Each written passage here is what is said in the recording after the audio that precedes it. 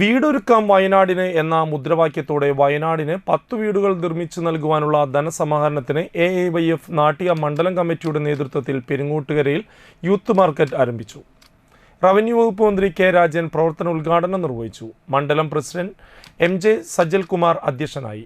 വയനാടിന്റെ ദുഃഖത്തിൽ പങ്കുചേർന്നും രക്ഷാപ്രവർത്തനത്തിലും സന്നദ്ധ സേവന മുഖത്തും അണിനിരന്ന കേരളത്തിലെ യുവജനത ലോകത്തിന് മാതൃകയാണ് എന്നും അദ്ദേഹം പറഞ്ഞു.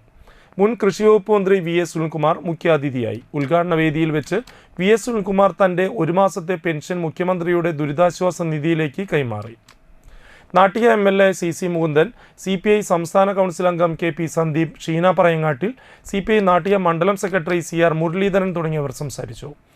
AIYF ജില്ലാ സെക്രട്ടറി പ്രസാദ് പറേരി ആദ്യ വിൽപ്പനയുടെ ഉദ്ഘാടനം നിർവഹിച്ചു. താനിം ഗ്രാമപഞ്ചായത്ത് പ്രസിഡന്റ് ശുഭ സുരേഷ് ആദ്യ വിൽപ്പനയിൽ പങ്കാളിയായി. ഒരാഴ്ച കാലമാണ് യൂത്ത് മാർക്കറ്റിന്റെ പ്രവർത്തനം. ഓരോ ദിവസവും ഓരോ മേഖലാ കമ്മിറ്റിയാണ് മാർക്കറ്റ് തുറന്ന് പ്രവർത്തിക്കുന്നത്. വിൽപ്പനയിൽ നിന്ന് ലഭിക്കുന്ന ലാഭവിഹിതം AIYF സംസ്ഥാന കമ്മിറ്റി നിർമ്മിക്കുന്ന 10 വീടുകളുടെ നിർമ്മാണത്തിലേക്ക് നൽകും.